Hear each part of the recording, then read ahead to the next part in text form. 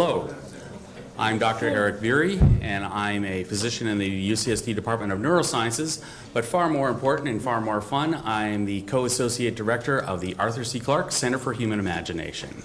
And it's always my pleasure to stand up and talk about the Clarke Center and Arthur C. Clarke, just an inspiration in my own life and for so many of us.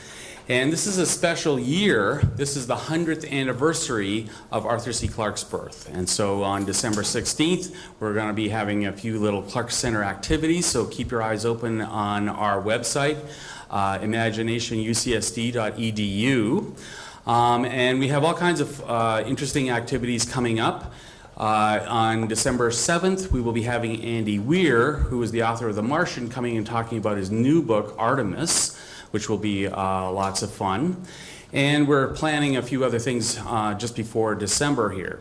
To keep your interest going, though, I commend you going to our website and looking at our podcasts. We have all kinds of interesting people like Roger Penrose and astronauts and poets and all kinds of people, science fiction writers, with interesting and exciting stories for you to hear about. So again, I'm always thrilled to talk about Arthur C. Clarke, and of course Sir Arthur was famous for orbits, and so I think our theme tonight is going to be a little bit about orbits in the solar system. And so without further ado, I'll have Brian Keating come and introduce our speaker.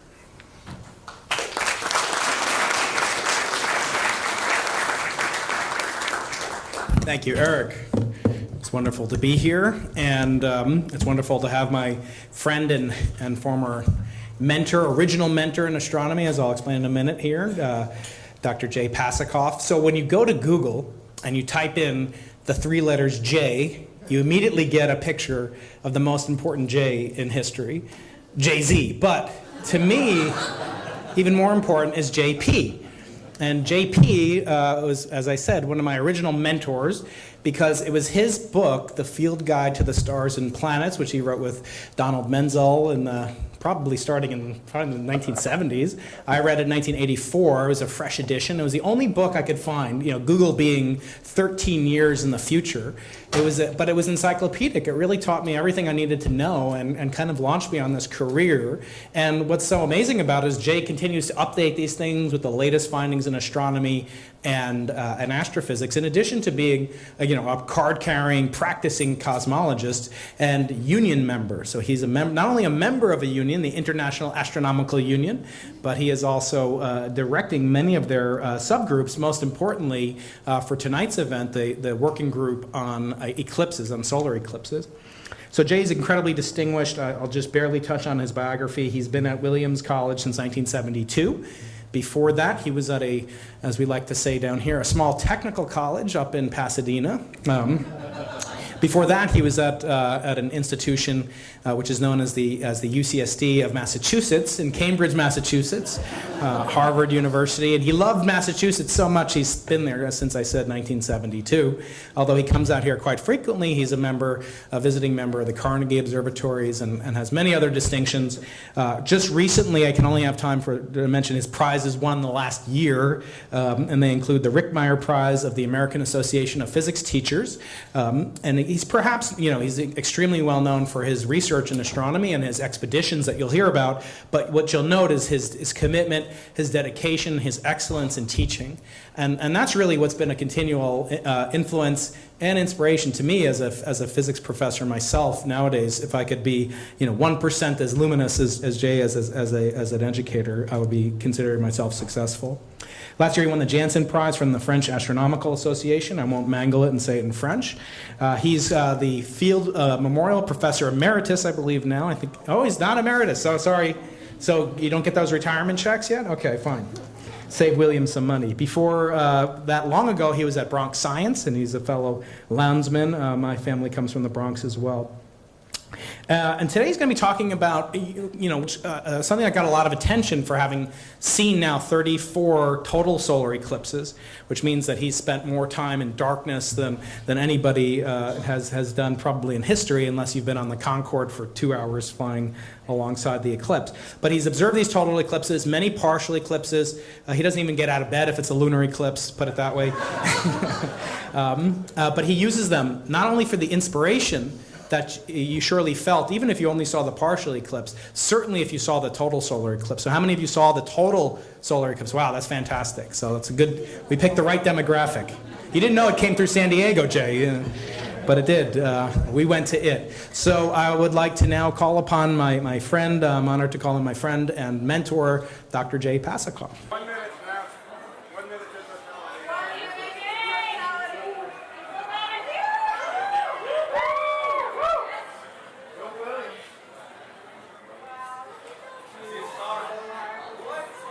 I see Venus overhead. Venus overhead. Mercury moving on the other side. Oh, neat. You should see Orion then. 20 seconds. I can see twilight on the horizon. We are twilight on the second horizon. We're getting in the umbra now. You can see the shadow moving ahead. It's disappearing. 15 seconds. 15 seconds. Now it's really moving. Neat. 5 seconds.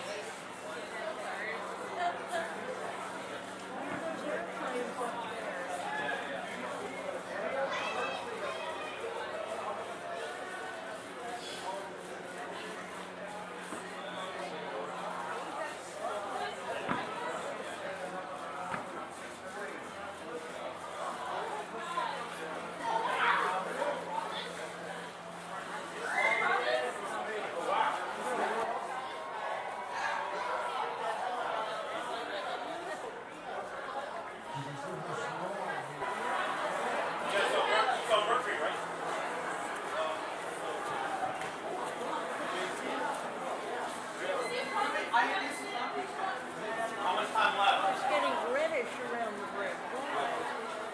It's going to come back. Here we go.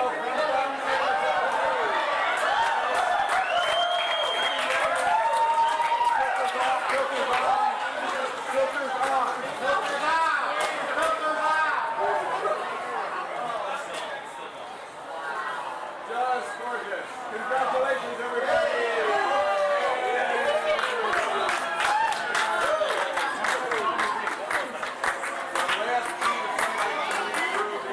So we were very glad to have such clear weather that you saw there. Let me just start by saying it's a great pleasure to be here. I thank Brian for this generous introduction. I'm very proud to have played whatever role I did play in such an illustrious career, and I look forward to many more interactions with Brian. My wife and I have both read proof of his, a draft of his new book that'll be out in April, which we both enjoyed a lot, and we can recommend that to everyone. The old story is not believing the introduction would make my mother and father proud, and they're no longer with us now, but my sister and my wife are here. So I can say that this is the generous introduction that will impress at least my wife and my sister. And I have Alan Plotkin, a Bronx High School of Science classmate here, and Kirby Baker, a Harvard colleague from our graduate school years, and Carolyn Blumenthal, who I've known a long time. So it's great to be among friends. We did have a glorious eclipse. I was very glad to have my research supported by the National Science Foundation and the National Geographic Society.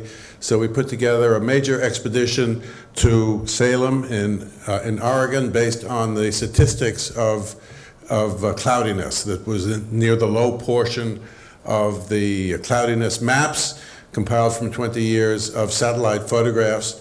And Willamette University in Salem, Oregon, has as its president an astronomer who was very helpful in various logistic things. And so kind of jumping ahead, here's an introductory slide with some views of the eclipse from the approximately 20 cameras we had going. Let me go back in time to some paintings, oil paintings that were made of eclipses 100 years ago, when the U.S. Naval Observatory expedition invited the artist, who had a Princeton physics background, Howard Russell Butler, to go with them to Baker, Oregon for a total eclipse of the sun, because the photography at that time couldn't cover the dynamic range of the eclipse, and the artist said, I usually get 8 hours for a sitting for a portrait, but this time I was given 2 minutes and 11 seconds. So Howard Russell Butler got excited in this after doing the image on the left, and he went back in 1923 for another eclipse, in 25 for another eclipse, and now we have the ability to put things together in a computer, but basically the problem is that the corona is 1,000 times brighter here than here. So no single photograph, and that's still true, no CCD image covers the whole dynamic range, although now we have computers and other ways of putting this together. Anyway, he did this triptych that was on a wall at the American Museum of Natural History, the entrance to the Hayden Planetarium in New York City for a long time, which is where I got my start in astronomy. Maybe Brian did too, and he's shaking his head yes. And this is the entrance to the planetarium. So Butler saw this eclipse in Oregon, and this was the last time you all heard a lot of publicity that this was the first time in 99 years that there was an eclipse that went across the country from coast to coast. And then in 1923, he was able to see the eclipse not far from here in Lombok, California.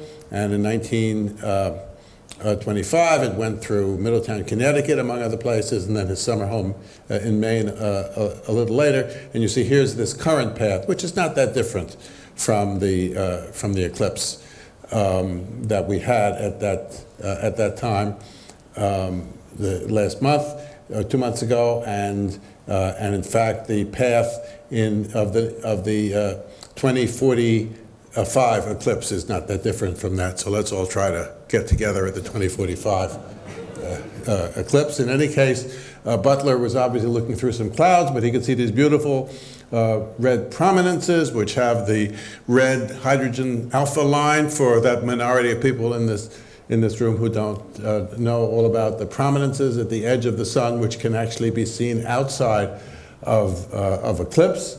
And these are held in place by the sun's magnetic field. So its magnetic field plays a big role in defining these coronal streamers, and you can see the equator of the sun here. There are different structures. You'll see some better images later on, but this is Butler's painting of the poles, where we have these polar plumes, and these are big paintings. Here's the diamond ring effect.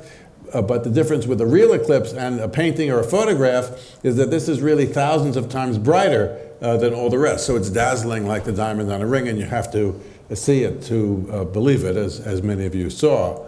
and in 1925, a corona that looks not too different with this pointed streamer, again the magnetic field, to what we just had. And these are big paintings, but he did do 3 sets of half-size paintings, one of which we had this summer at an exhibit at Art Center, College of Design in Pasadena. And these belong to the American Museum of Natural History in New York, and that's about 8 feet tall for the big round one, the rounded top in the middle.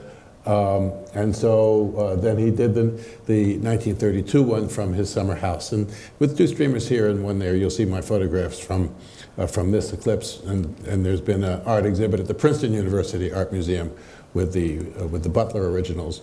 We were at Salem, Oregon, on the campus of Willamette, Oregon. Here are some of my 8 undergraduates and some of our alumni who are graduate students and PhDs with about 20 cameras on the terrace of the math building at Willamette University. Here are my undergraduates there and some of our alumni and others, and a technical team, distinguished technical team from various places in the United States and around the world.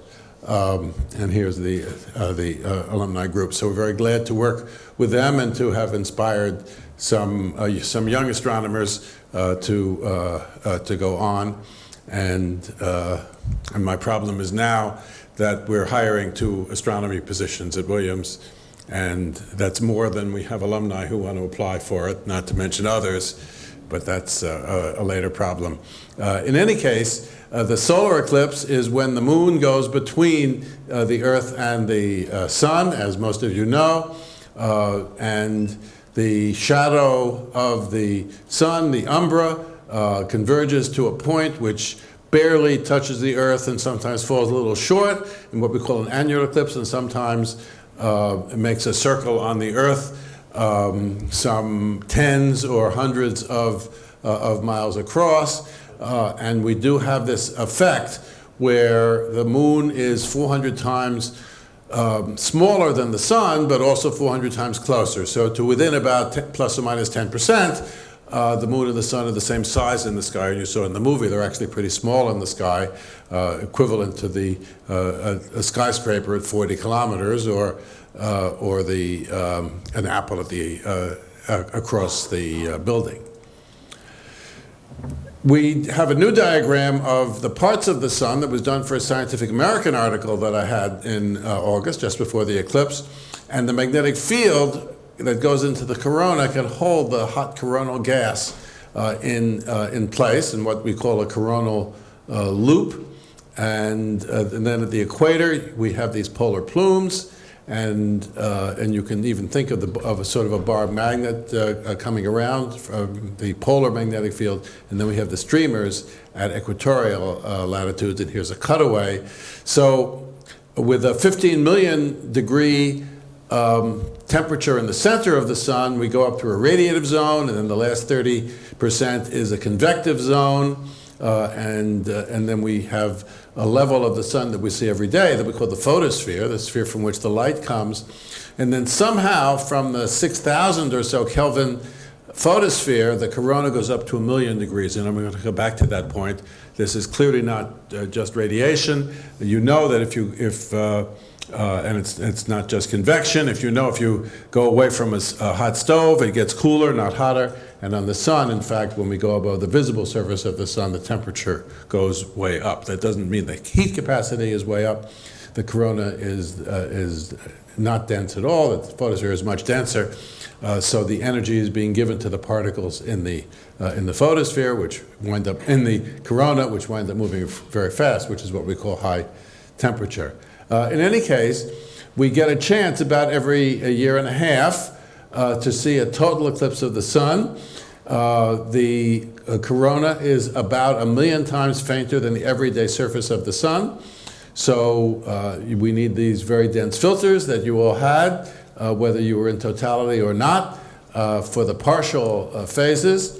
And so if this is 1 million times brighter than that, when 1% of the sun is left as a crescent, then it's still 10,000 times brighter than the photosphere. So in other words, a 99% eclipse, so-called, that the public thought is really only 100% of the way towards totality, which I think is a more accurate way of telling people that they really need to be in the zone of totality.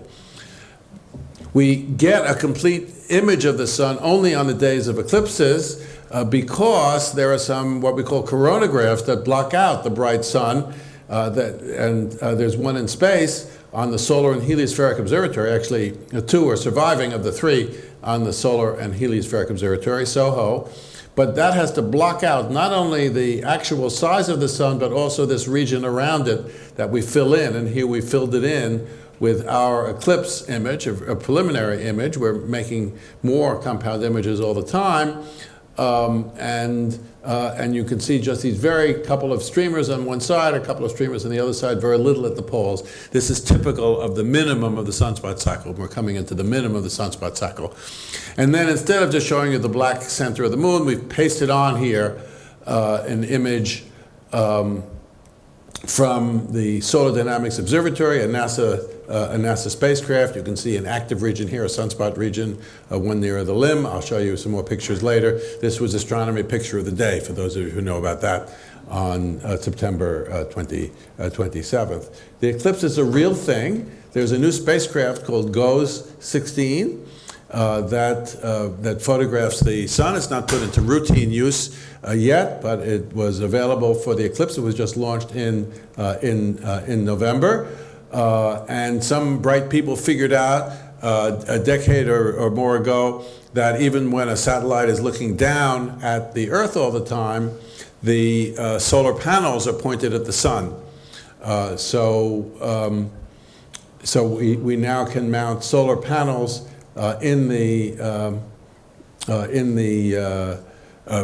not solar panels, so a solar telescope alongside the solar panels to get these eclipse images.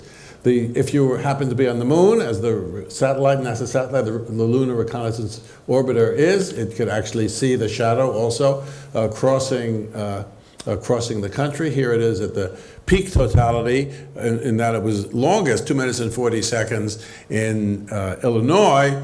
But I was going with the cloudiness statistics, and we gave up a few seconds of totality in order to have a better chance of clear weather, which we actually did benefit from in Oregon. And if you happen to be in the International Space Station and you stick your camera out the window, you can see the shadow. So this is a real thing. There was a balloon project with high-altitude balloons led out of Montana State University, and here's an image from a high balloon. You can obviously the atmosphere, the curvature of the Earth, and the shadow. But I was interested in the corona and looking up rather than down, and we're studying the various things about the corona, how the magnetic field holds it into place, and how it gets heated, especially. So we have, among other things, a variety of ordinary photographs. Here's the diamond ring effect on the limb, and with some processing, you can see the structures there, the polar plumes, and you can see the extended streamers here. And now you're beginning to see the plumes as differentiated from the equatorial streamers.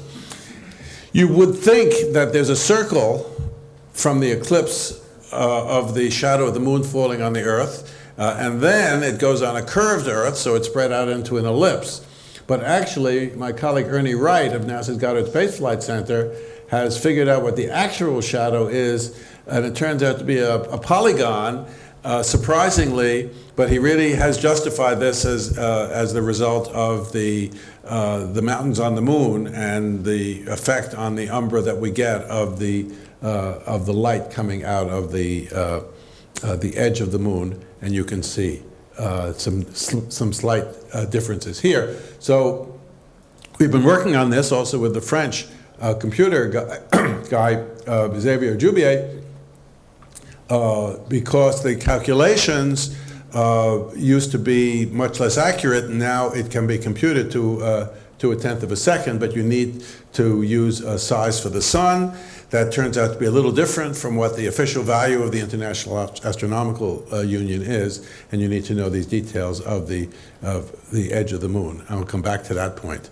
Anyway, there is a device on SOHO, on the Solar Dynamics Observatory, the HMI, Helioseismic Magnetic Imager, and you can see the sunspots that we were lucky enough to have on the edge of the sun here on eclipse day, and some in the center of the sun. And this is a magnetic field diagram. The opposite colors are opposite polarities, and so that's how we got these loops on the limb, by having the magnetic field close to the limb. But you can see there are just these two isolated areas of magnetic field, and otherwise a pretty uniform low-level magnetic field on the sun. So pretty typical of sunspot minimum.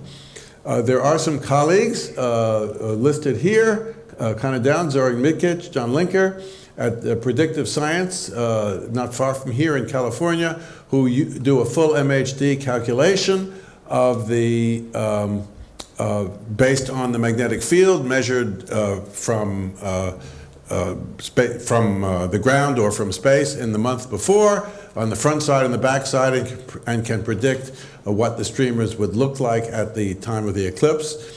And here's their prediction, made a week before the eclipse, and here's one of our images, and you can see they did pretty well. Of course, we're refining this image, and we'll work with them to refine their calculation and to figure out how better in the future to predict what's happening on the sun. And because what's happening on the sun affects us here on Earth, what we now call space weather, there are eruptions on the sun, particularly the coronal mass ejections, not to mention flares on the edge of the sun, and there were some huge flares last month, which often happens at the declining phase of the sunspot cycle. We want to protect satellites in space from getting zapped and killing billion-dollar satellites. We want to protect passengers in high-flying airplanes, particularly those in polar routes, and to protect the power lines from surges. So there's a lot of emphasis these days on space weather. We now have a newly computer version of the streamers, putting together many more images, and you can see how well the predictive science people did. Here's our new image that my independent study student, Tim Nagel-McNaughton, just made this week. So we're working with the images. You get an idea of the three-dimensionality here, because the coronal streamers are porcupine-like, sticking out in 3D, and we're just seeing them projected against the sky, and similarly now just on a screen. And you can see this kind of matches what Howard Russell Butler saw years ago in 1932. So it's not that different, the same phase of the sunspot cycle. So we're following what goes on over the sunspot cycle.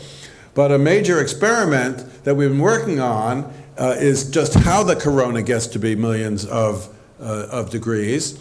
And in this case, we have some devices we call POETs, which stands for Portable Occultation, Eclipse, and Transit System. And here's my colleague Mike Person from MIT. We were fortunate enough to get a NASA equipment grant a dozen years ago, 3 of the systems for MIT, 3 for Williams College, where I am, and we just used all 6 systems on Thursday night, a few nights ago, to look at Neptune's moon Triton go in front of a star. In particular, Mike was flying on NASA's Sophia aircraft with a 100-inch telescope at 50,000 feet.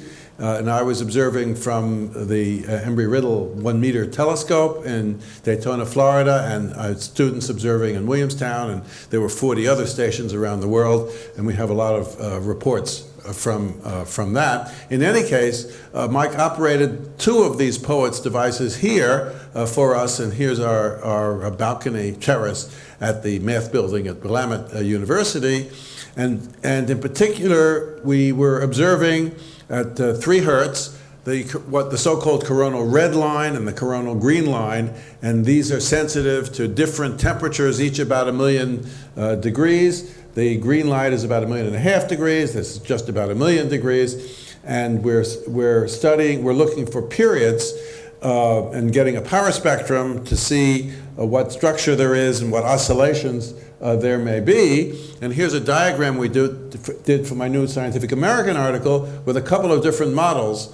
And in particular, there are different predictions of what happens on these coronal loops.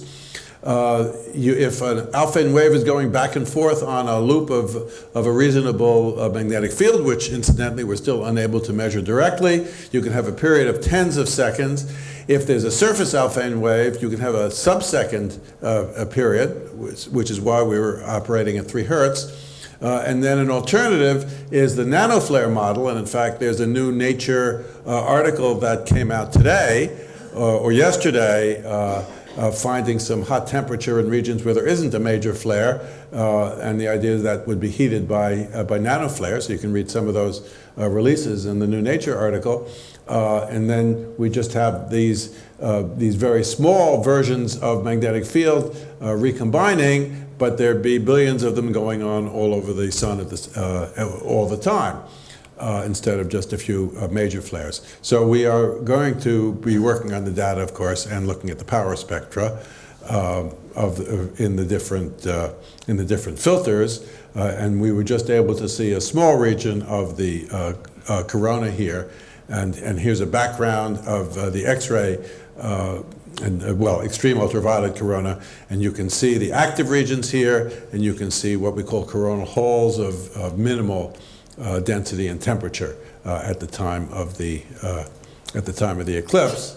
And here again is our image together with this coronagraph image from space, but now in the middle we have one of the images from the solar images from that GOES 16 spacecraft that's being supervised by our alumnus Dan Seaton of NOAA, and here with helium in the middle, which is only about 60,000 degrees. And it's particularly interesting to see helium because helium was discovered at an eclipse of the sun in 1868, as I'll come back to in a minute. And just for comparison, I stuck in a solar maximum image of the corona, and you can see streamers at all latitudes in projection and way out in space.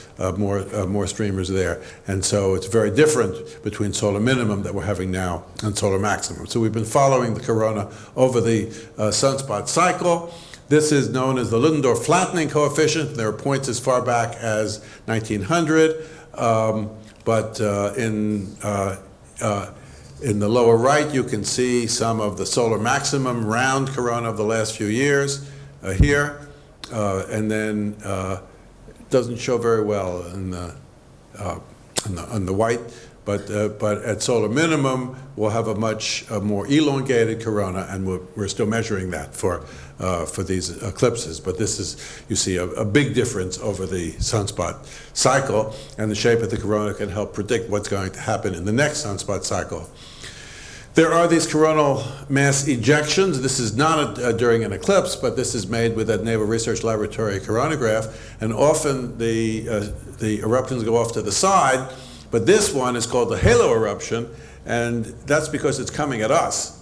And so we get some hours of notice, at least, when this is coming, when the actual particles are coming, though the X-rays come right away, of course, and if you want to. And even if you have even just a minute of notice, you can shut down the high voltage on some of the satellites that would be susceptible to this. So we have these long-term observations of the coronal mass ejections. But the architect of these coronagraphs, Günter Bruckner, was with me at an eclipse 20 years ago, and he hadn't ever seen an eclipse, and said, Jay, if I had seen an eclipse, I would have designed this differently. In other words, he would have had more resolution. And there was a decision to go for certain other features, wavelength that NASA made, and here in NRL to have a certain resolution in the design. But we have our eclipse images can overlap for quite considerably, and we have 10 times the resolution approximately in the overlapping region. Anyway, there were some sunspots right on the limb. Here's eclipse day. Here's the next day. You see they've rotated on a little bit, so they're right near the limb. And we were fortunate to have this structure because we're coming into the minimum, the sunspot cycle here, and you can see there probably is some long-term cycle. The 11-year cycle, plus or minus a year or so, is very obvious, but there are some low periods back a couple of hundred years, and there's a big variation as to how low it goes in the middle. You can see the last cycle went down to 0, but just before this current cycle, but usually it doesn't go that low. And maybe there's an 80-year cycle, maybe there's a 200-year cycle overlaying the 11-year cycle. Here's the latest cycle, where the yellow shows the daily observations, and you can see that it reaches 0 quite often over the last year. And if you look back at the left side of the graph, you can see many 0 days at the last solar minimum. But then some days you do have some sunspots, as we did have, but we didn't know until close before the eclipse whether we would have any sunspots to give some more structure on the limb. We're particularly interested in the spectra, and at the spectrum of 1868 that was taken, it was visual at that time by Jules Janssen of the Paris Observatory. He saw this bright yellow line in the spectrum next to these two fainter lines. And so first of all, he realized that these were bright enough that perhaps he could see them the next day out of eclipse, which in fact he did. And then Norman Lockyer in England got his spectrograph that was delayed in being delivered, and he looked out of eclipse for this to see what he could see, and see these lines. And then they could actually measure where this line was. It was not where D1, D2, the sodium lines are, so they called it D3. And soon Lockyer and the chemist Franklin started calling it helium because it existed only on the sun. And it took some decades before the chemists isolated this element, which we now know is one of the basic elements. And the following year, in an American eclipse, there turned out to be a line in the green here, and a line in the red here, very faint there. I'll show you another slide with a little stronger than that. And they started calling that coronium because it existed only in the corona. And you know the coronium is not one of the chemical elements, but it took 70 years before it was discovered that the coronium is really iron that has lost 9 electrons. It's Roman numeral 10 because iron 1 is neutral, so iron 2 is once ionized. And so if you heat up iron gas, you have to get up to close to 1 million degrees before it's 9 times ionized. And you have to go to 1.5 million degrees before iron has lost half of its 26 electrons. In other words, 13 times ionized iron. And then we can follow the temperature of the corona over the sunspot cycle by the ratio of the intensities of the coronal red line and the coronal green line. And we have some images from our expedition of the coronal red line, the coronal green line, and the gas is different temperatures in different places.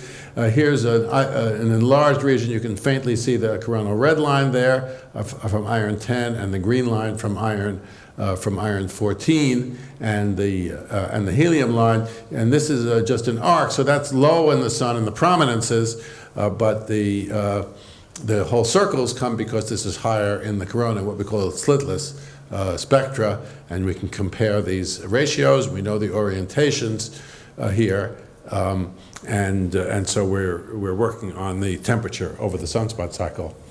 I mentioned the predictions before. The first prediction on a map was made by Edmond Halley in the map of 1715 in England, in which he drew this very nice map, and it turns out that he was within 20 miles of the actual limits, which he discovered because at the bottom of this map there was a plea to people all over to send him their observations, and it's clear whether you saw the eclipse as total or not, and so he could correct the map after that, and then it was about 4 seconds off in time, which we can now beat very considerably with our current predictions.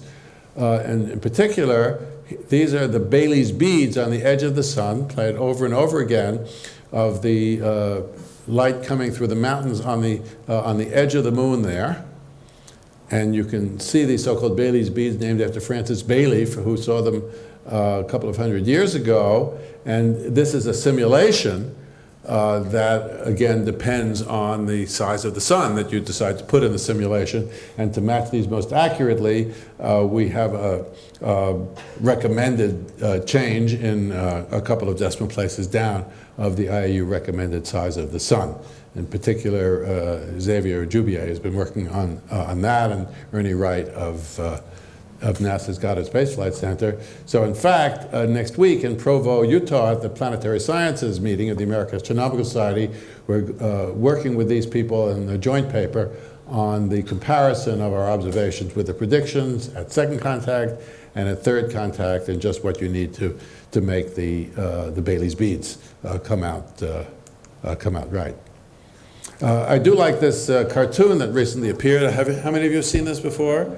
A few people here. So how cool it is to see in person, and how it sounds. So it sounds pretty good to see a lunar eclipse, and that's about how cool it is.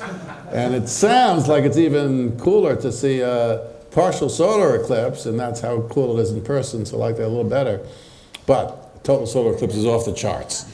So my goal will be met if the minor fraction of you in the room who haven't seen a total eclipse, in fact, go to see one of the next ones.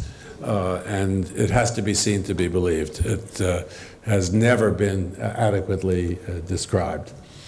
It does have an effect on the Earth's, on the temperature and other processes. So we had a full weather station. I worked with the atmospheric physicist, Marcos Peñalosa Murillo. And you can see dark here. You can see nighttime in darkness here. This pointer is not really bright enough on the white, but you can see here night and day, and then here in the purple, and then you can see the temperature drops as the total eclipse occurs, and there was even a pressure drop before that we have to study. And so we have these detailed observations, and this is the wind. You can see that the wind dropped during totality in the minutes around it too. And so there's a shock being given to the ionosphere, a shock being given to the atmosphere. Gravity waves are generated that travel quite a long distance. And this time, with a lot of weather stations across the United States, there'll be a lot of comparisons that can be made, and a number of people studying the atmospheric and ionospheric effect. We were using some radio telescopes too. I was working with Dale Gary, Bin Chen of the New Jersey Institute of Technology, Tim Bastian from the National Radio Astronomy Observatory, and a colleague who showed the results here in this graphic form. But basically, the radio emission from the sun comes from the active regions. So here's a map of the sun seen from the extended Owens Valley solar array in the middle of California, near Bishop, California, the Owens Valley. But even with an interferometer, you don't get a resolution as high as you can get with the X-rays and ultraviolet imaging. So if you have the moon occult, you know exactly when the leading edge is covering an active region and when the trailing edge uncovers it, and we can get higher resolution than you can get in the direct imaging. So we do have these VLA observations over a wide. We have these, first of all, these Owens Valley array observations over quite a range of frequencies. And then we were also using the very large array, the set of 27 radio telescopes, 60 miles west of Socorro, New Mexico. There was an annular eclipse that ended in the United States. And in fact, there was an annular eclipse near here in San Diego.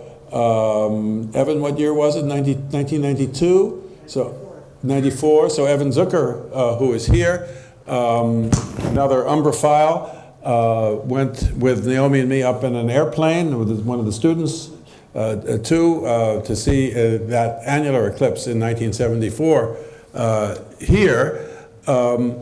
And in any case, in 2012, that eclipse ended at the VLA, but these are now observations that were made at this year's eclipse in the VLA. And we do have these observations that, of course, will take quite some time to study, but we have the accurate timing as the moon occulted the sun, and we're already talking about VLA observations of the future eclipses in Chile and Argentina, and then back in the United States. And we can get these very accurate observations. This is 1 minute of time going over an active region, a sunspot region, and so if we have 1 second measurements, you can see how fine the resolution we can get in these active regions. So here's just a preliminary image we have from this, the VLA observations at only one of the many frequencies at the eclipse we had in August 21st, about a month and a half ago here. And so there are 48 frequencies that we had between 2 and 8 gigahertz. You don't have to be in totality to make these measurements. You just have to have the moon cover the active regions. And as you know, Central California was not in totality. I was one of those who proposed what we call the Megamovie, in which people all over the country were encouraged to take certain kinds of observations, submit them, and so we have an archive of thousands of observations from across the country. We had the cooperation of Google to collect those observations, and the movie will keep getting refined. There's a movie for good quality cameras, there's a movie for iPhone cameras, and then a colleague, Matt Penn of the National Solar Observatory, organized 60 identical telescopes across the country, of which I think 58 gave good images. So they have a high quality movie, and we'll all be measuring changes over the hour plus that the eclipse took to pass, that the umbra took to pass the United States. NASA has a couple of spacecraft around the Earth's orbit.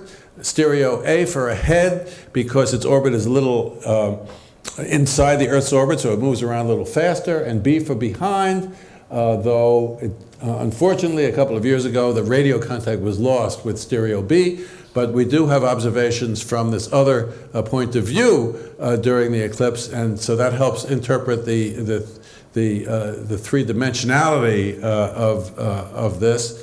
And then we do have GOES 16 observations that continue, and you can see the kind of, this is not during the eclipse, this particular image, you can see the clock running. This is obviously time lapse, and you can see the flare, and you can see the motion of the flare as it affects the surface of the sun, but then the other part is just going out into space. And so the GOES 16 series of 3 spacecraft plus a spare should be up for another 20 years, giving solar monitoring of space weather for some time. When's the next total eclipse of the sun? Well, it's on July 2nd, 2019. It's over largely the Pacific, and then comes over Chile and gets lower and lower in the sky, ending at sunset in Argentina. So we already have our observing site and plans here for the Elqui Valley in Chile, north of La Serena, for July 2nd, 2019. Some of the big telescopes, such as Cerro Tololo, are in the zone of totality. We hope to visit those, though this year Cerro Tololo's road was closed by snow, and in fact the last time we went to Cerro Tololo the road was closed by snow, so we're not planning to observe from the mountaintop, but or maybe have some people attempt that, but we'll be in the Elqui Valley, which is a good observing site. And then in the summertime, on December 14th, 2020, the eclipse actually peaks over South America, and we can observe in at the Atlantic coast in Las Grutas in Argentina, and keep following the corona and its shape and its heating and the temperature over the next sunspot cycle. And there's debate as to how strong the next sunspot cycle will be. Some of the precursors were delayed. So there's controversy over what will happen, and we'll just have to watch to see. There are a lot of eclipses if you want to study them and go to them, and if you're only off to the side, then you don't really care whether the partial phases you're seeing are for a total eclipse or for an annular eclipse, in which the moon's a little too small to cover the sun, so this annulus of sunlight remains. But if you're just seeing the partial phases, then you're off to the side. So there actually will be an annular eclipse that starts in Oregon and comes down through Texas in 2023, and you'll have a major partial eclipse here. But it is fun to go into the zone of totality or even annularity. It's not as good as totality, but it still is interesting, and I recommend it. And then in 2024, there's a total eclipse that will come from Mexico up through Texas and through the Midwest and up through New England and eastern Canada and out to sea. And so that'll be the next time in the United States. But certainly I'm not going to let that mere geographical distinction keep me from going. I hope with my research team and students and my wife, of course, to Chile in July 2nd, 2019, and Argentina in 2024. In 2020. In any case, that's what I brought to show you tonight, and I would be glad to have some questions.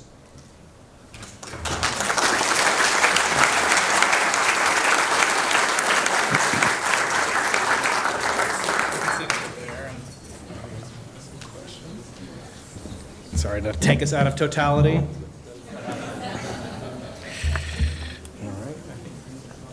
We have microphones for the audience.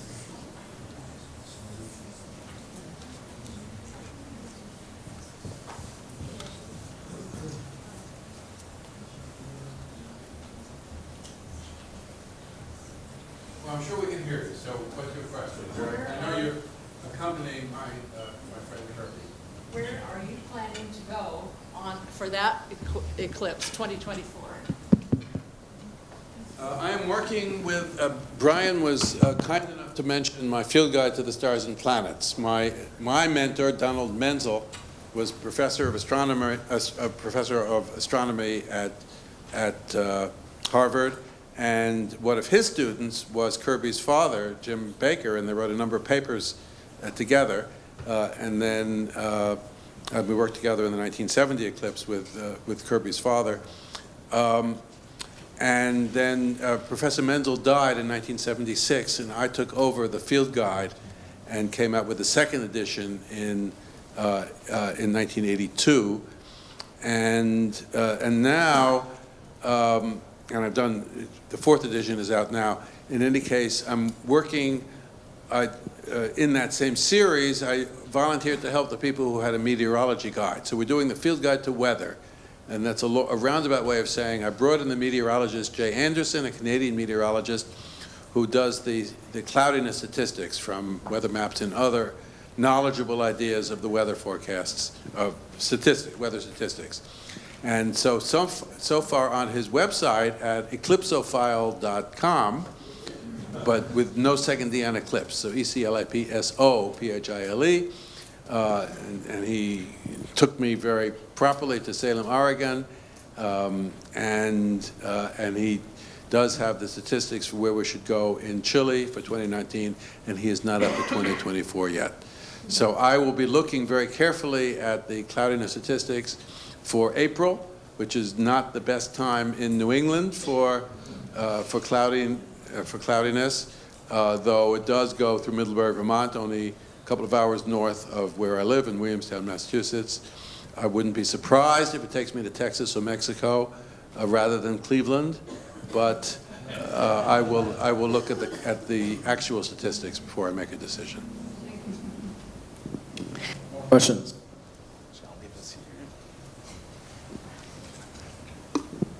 So when I was observing the eclipse during totality, I was only able to see Venus and not the other stars that I expected.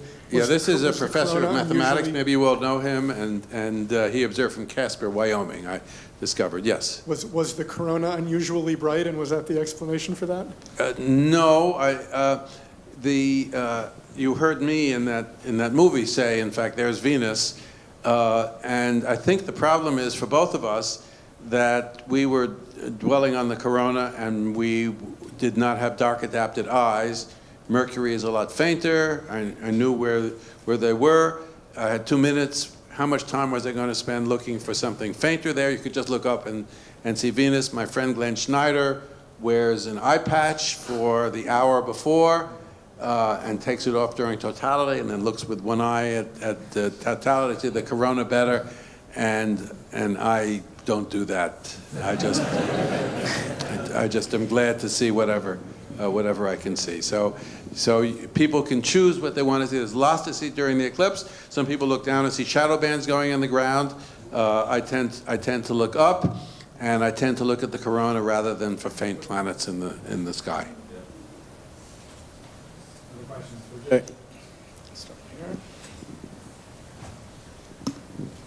It was fascinating to hear that there are effects of sun flares, etc., on satellites and weather and so on.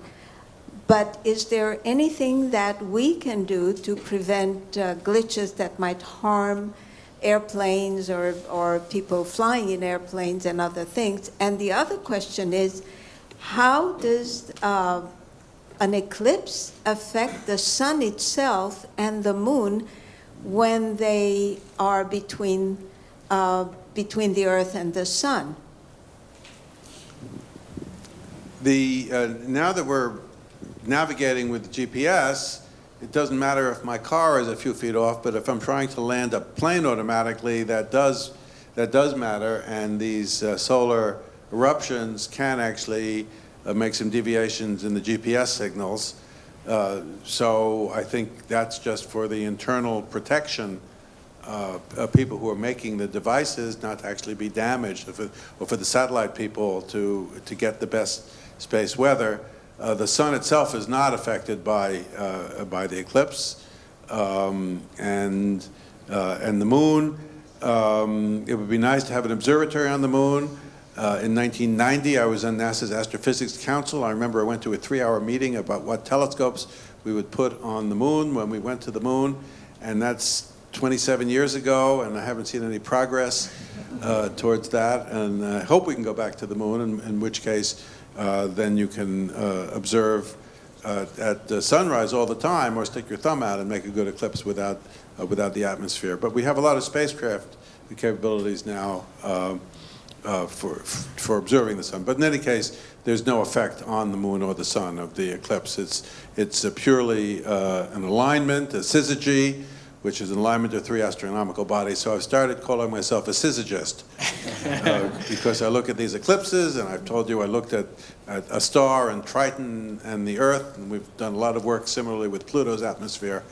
So it is interesting to see these syzygies, and I haven't discussed the partial and know much about the annular eclipses.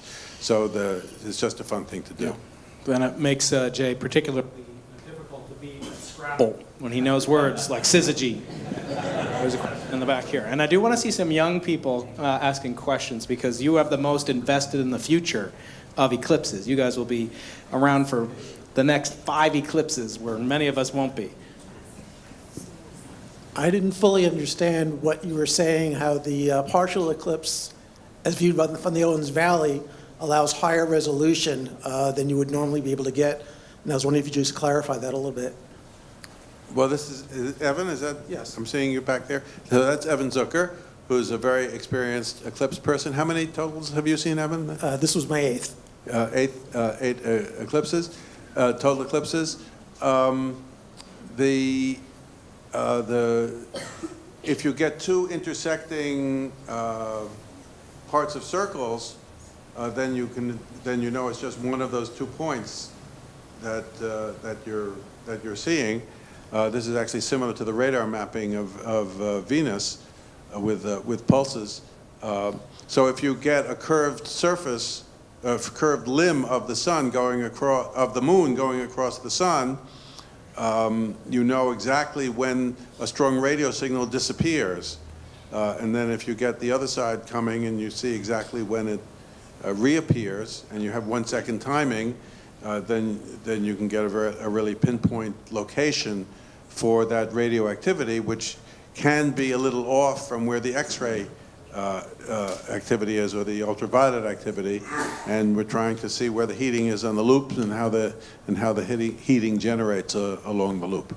Thank you. So even though the VLA has very good resolution, and we're now starting to talk to the ALMA people about observing the eclipses in South America with that radio array, now the Atacama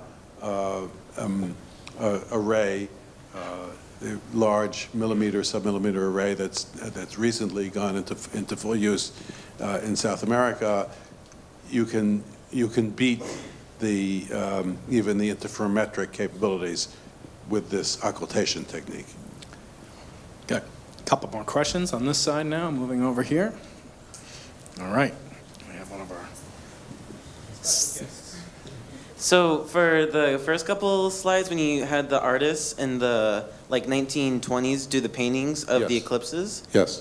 how did they see the did they have one eye on the telescope, one eye on the painting? How did that work out? Well, Howard Russell Butler was known, and he's written 2 books about this, and there are some articles.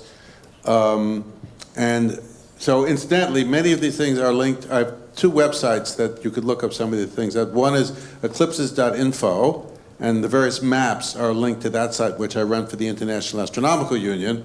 And then our own expeditions are linked at totalsolareclipse.org.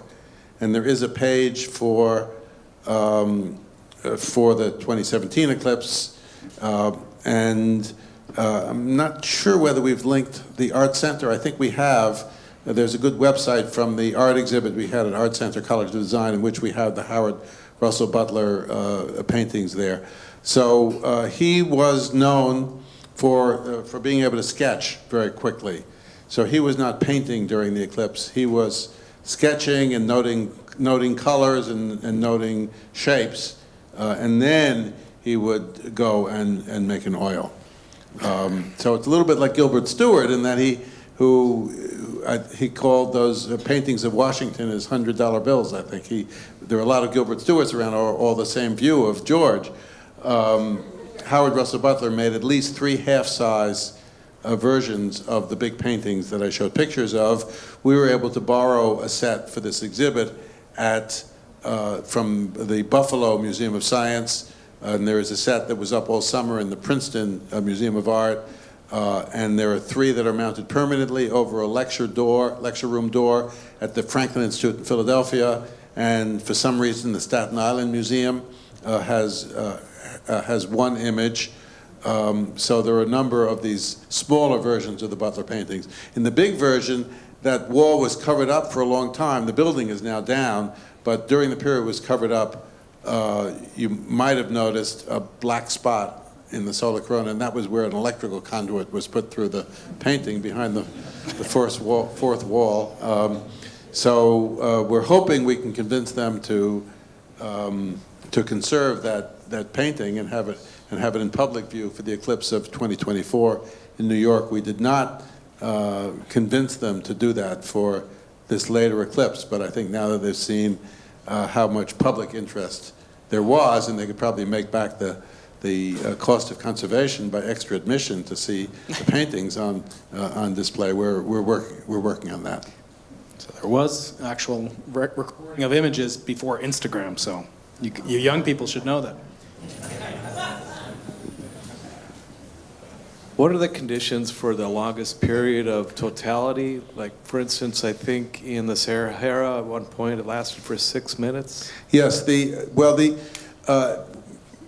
Professor Menzel and I were in Mexico, not far from where this recent earthquake was, for the eclipse of 1970, which was so good that we decided to look in advance later in 1970 to where the 1973 eclipse would go, which went up to 7 minutes and 4 seconds, which is, so there, you can't theoretically go up above 7 minutes. And that comes from the Earth being relatively close to the moon, so the moon being relatively close to the Earth, so it's relatively large.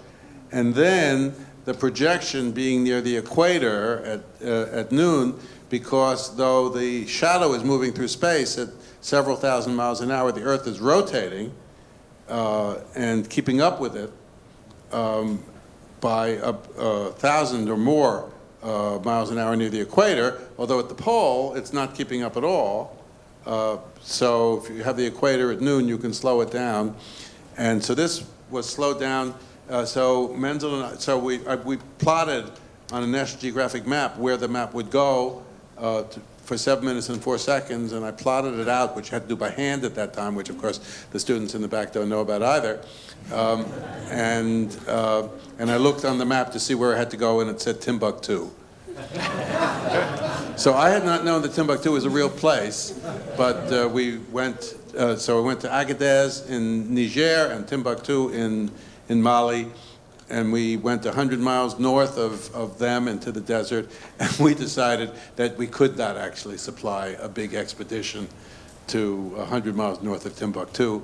And Menzel wound up going to Mauritania. I went with the National Science Foundation, northern Kenya, where we had a 5-minute eclipse. But it is theoretically possible, if you're near the equator at noon, to go up. There is something called the Saris series, and it turns out with the periods of the moon going around the Earth and the orbit orientation, after 18 years, 11 1/3 days, you come back to more or less the same eclipse, a long one or a short one. So there's a series within 18 years that has this series, and the long one then will reoccur after 18 years, 11 1/3 days, where the third of a day gives the world a third of the way to go around. And so the 1973 eclipse was duplicated in 1991, which went through Hawaii and Baja California with close to 7 minutes, and then 2009, and we went to China for that. So you do get the long eclipses periodically. Brian mentioned very briefly there were some people on the Concorde in 1973, and the Concorde could keep up for 74 minutes. It is true that for that to happen, you had to be the equator at noon, so the sun was overhead, and they had to chop 4 holes in the top of the Concorde, which fortunately they were retiring an experimental version.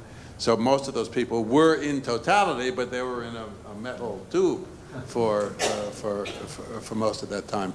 But in any case, the answer to your question is the equator at noon and the Earth keeping up as much as possible, plus the Earth relatively close to the sun. I want to remind people that there'll be a book signing immediately after our final questions. So I think I see at least 2 more questions, and then maybe 3.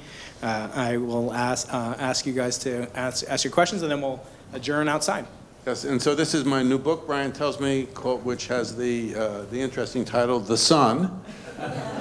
And I've been working with Dr. Leon Golub of the Harvard-Smithsonian Center for Astrophysics, and he designed and built some of the telescopes from which you've seen pictures in the Solar Dynamics Observatory. And so we have this new book that came out a few months ago on about the sun. It's a popular book, a non-technical book. I've been trained as a geographer, and I saw up there, University of Colorado Boulder, that's where I did my PhD, and I saw some researchers, so go Buffs, there. One of the things in geography, as you know, in remote sensing, one of the concerns we've had the last couple of decades is getting more women in the field. And so my question is, what is the status of women in, academics in astronomy? And we have a lot of young women here, so what would you give their advice if a woman would like to get into astronomy or astrophysics? We've been very welcoming to female astronomy majors, and we've had in recent years, close to 40% of our astrophysics majors at Williams College have been women. In fact, I like to claim our department has the right ratio, because we have 2 professors at Williams College, which is less than 10% the size of the University of California in San Diego, but Karen Quitter and I are the 2 professors, so we have 50-50 gender gender ratio. We have a number of our alumni who are, and as Naomi points out, one of them had got a Christian Shapiro Griffin, got a PhD at Berkeley in astrophysics, is now working at Northrop Grumman near here, and she came to dinner with us last night. So I did have a supplement also to my NSF grant to bring 3 of our alumni and alumni who are minority students with us to the Eclipse. One of my colleagues has made a movie called Black Sun, which is just available from Create Space, and it's just about to go into wider distribution, about the black astronomers at the preceding eclipse, and one of those women came with us again this time. So we are strong on encouraging this diversity. Astronomy is probably the physical science that has long been most hospitable to women, and I hope that will continue. We've certainly had more women over the last century or so, and David Sobel has a new book called The Glass Universe about especially begins with the women at the Harvard Observatory 100 years ago, but the American Astronomical Society has been especially active in promoting gender equity, and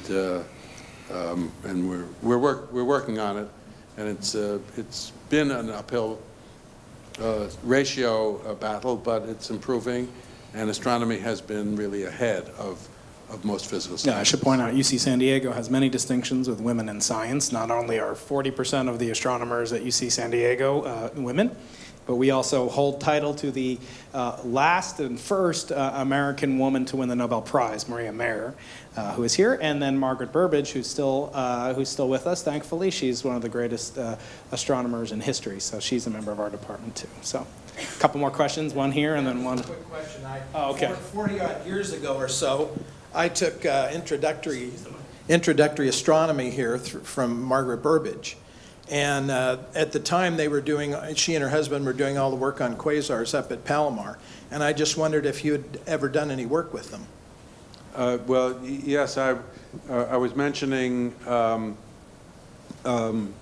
something to Brian before, or my wife mentioned something about the IAU meeting in Japan, and I actually hung out with Jeff for most of that for that week. But you actually benefited. Margaret didn't necessarily benefit, but you benefited from having Margaret here, partly because of discrimination, because she was the first person to become director of the Royal Greenwich Observatory without being made Astronomer Royal. And same with Maria Mayer. She was only hired because of her husband, and when she won the Nobel Prize, the local San Diego newspaper said, "Local housewife wins Nobel Prize." Unfortunately. So we have one more question here. So things are improving, and let's hope they continue to improve. But I've enjoyed knowing Margaret. So a bit of a historical question. So this was my first total solar eclipse, and one thing that really struck me was if I hadn't known that it was coming, it would have been a complete surprise. So you don't see the moon in the sky because it's too bright, and then all of a sudden something's happening.